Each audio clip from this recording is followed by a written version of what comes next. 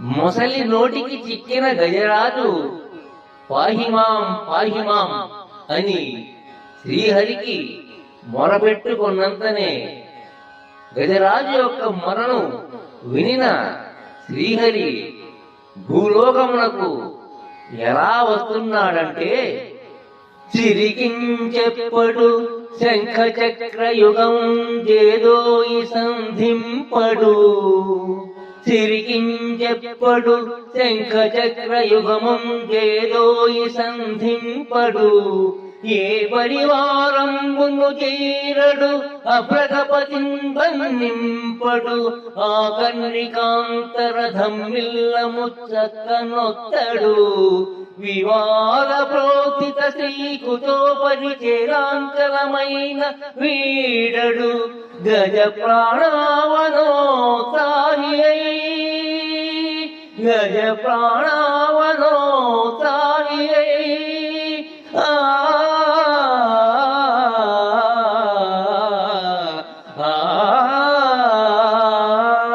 చిరికించెప్పడు శంఖ చక్రయుగముం జేదోయి సంధింపడు, ఏ పరివారంబును చీరడు అప్రతపతిన్ బంధింపడు, ఆ కర్ణికాంతరధమ్మిల్లము చక్కనొత్తడు, వివాద ప్రోత్థిత శ్రీకుచోపరి చేరాంచలమైన వీడడు, గజ ప్రాణావనోత్సాహి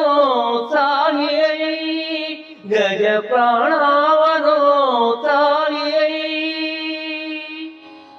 గజరాజు ప్రాణాలను కాపాడాలన్న తొందరలో శ్రీహరి లక్ష్మీదేవికి చెప్పలేదు, శంఖ చక్రాలను ధరించలేదు, తన వారిని ఎవరిని రమ్మనలేదు, గరుత్మంతుడిని రమ్మనలేదు, చెదరిన జుట్టును కనీసం సర్దుకోలేదు. ఆటలో తలెత్తిన వివాదం మూలాన తాను పట్టుకున్న లక్ష్మీదేవి చీర కొంగును సైతం విడిచిపెట్టలేదు. సాధు రక్షణకు సాధనాలతో పని ఏముంది, పరివారంతో వాహనాలతో అవసరం ఏముంది, నిరాయుధుడై యుద్ధం చేయగలడు మహావిష్ణువు. అయినా చిక్కంతా ఆయన చేతిలో చిక్కిన చేరాంచలములో ఉన్నది.